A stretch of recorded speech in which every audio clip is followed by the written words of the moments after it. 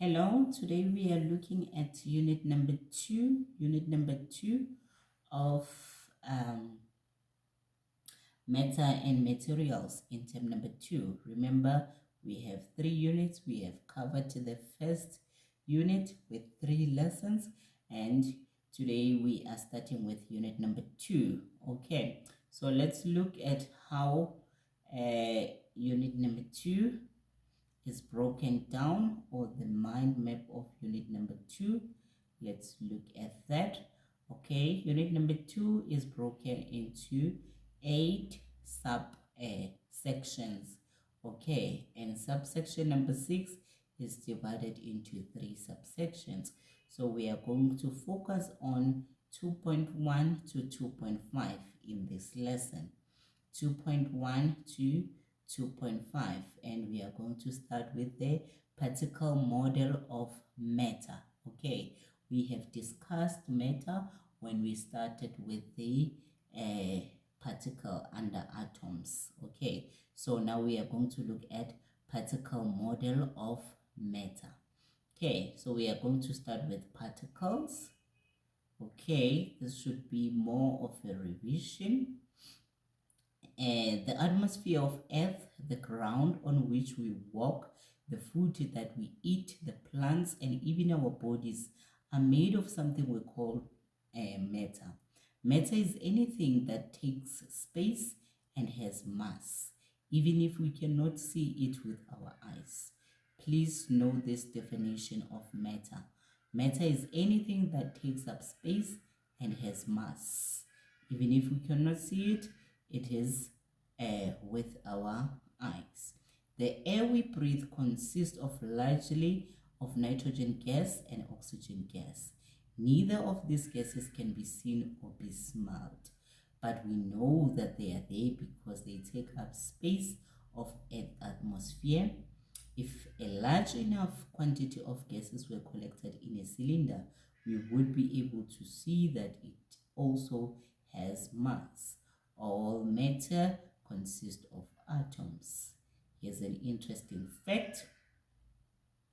They say to get an idea of how small is an atom, consider the following.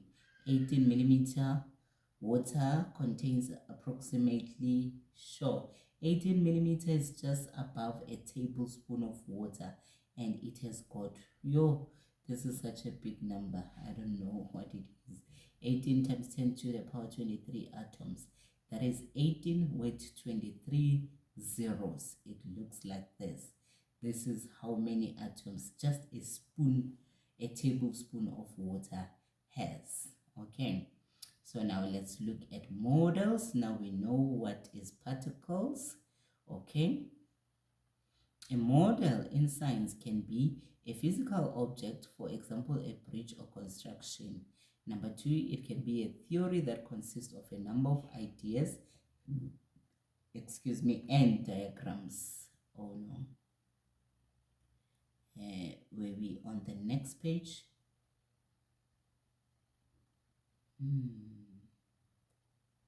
Just a second. I lost where we were. Just 1 second. We're here on the models. They say a model again can be a theory that consists of a number of ideas and diagrams. For example, the atomic model. Number 3, a model can be a set of mathematical equations which we complicated phenomena can be explained. For example, the gas laws. Don't worry, when you get to chemistry, in the grades on the FET phase, you will learn more about the gas laws and the atomic model. Now, the particle model of a matter is a theory about the behavior of the particles of all matter. Okay, let's explain again. The particle model of matter is the theory about the behavior of particles of all matter. It tells us how the particles of all matter behaves. Okay, number 1, this theory says all matter is made up of small particles. We have learned that the particles are constantly moving. Okay, that is new. The particles are not standing still, they are moving. There are empty spaces between the particles. Okay, there are attractive forces and repelling forces between the particles. That one we know from compounds. The particles constantly collide against each other and against the side of the container without causing the kinetic energy to be transformed into other forms of energy. And the average kinetic energy of all particles remains constant, provided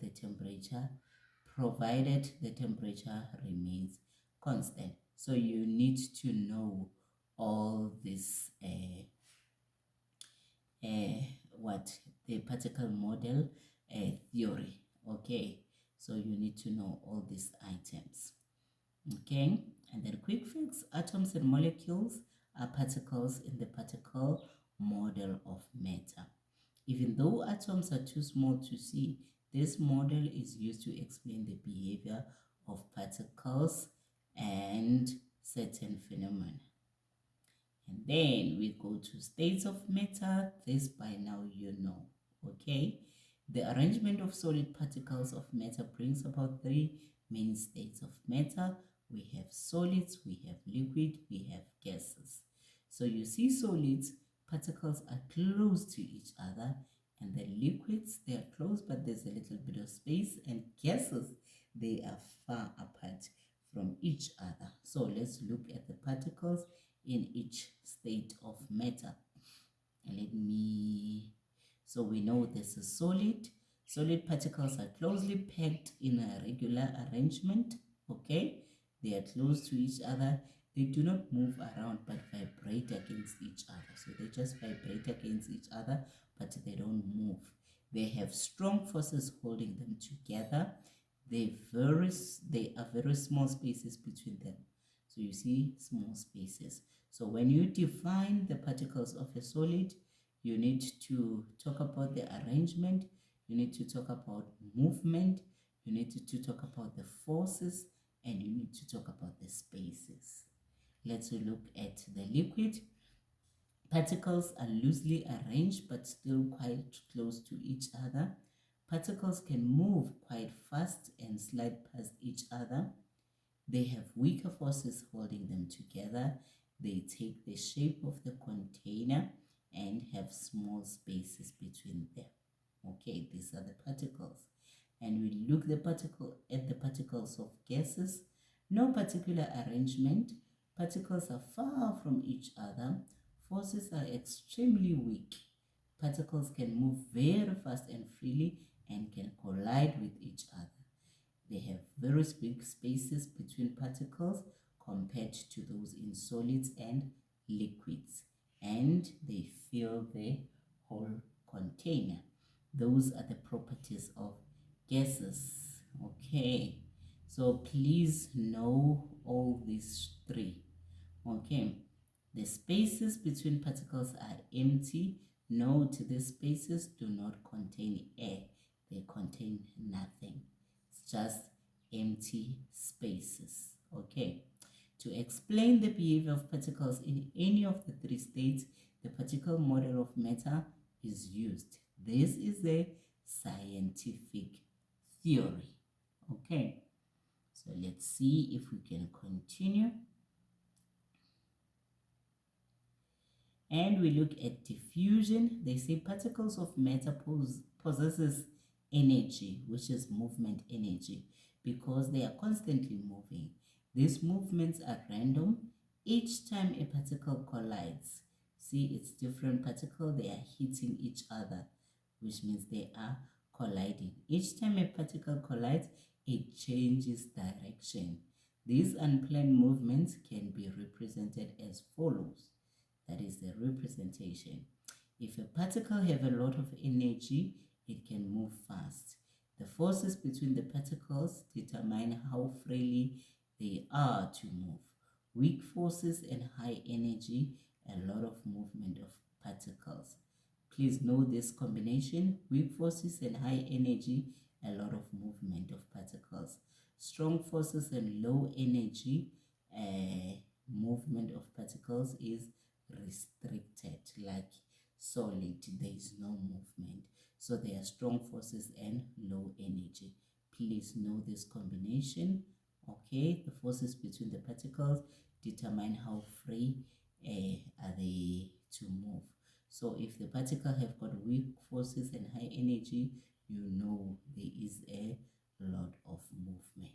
Okay, the process of diffusion can occur in liquids and gases. So let's learn what is diffusion. Diffusion is a process whereby particles in liquids and gases move. They separate and spread from a highly concentrated area to an area with low concentration. Again, diffusion is a process whereby particles in liquid and gases move. They separate and spread.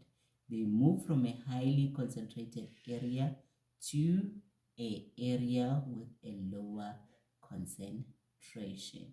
That is diffusion. You need to know that explanation of diffusion. Okay, and they say here an example of diffusion in every life is breathing or respiration. With breathing, gaseous exchange takes place in the lungs by means of diffusion. The capillary vessels are in close contact with the body cells. Gaseous exchange occurs. Oxygen in the blood moves from high concentration of oxygen in the lungs to the low concentration in the cells.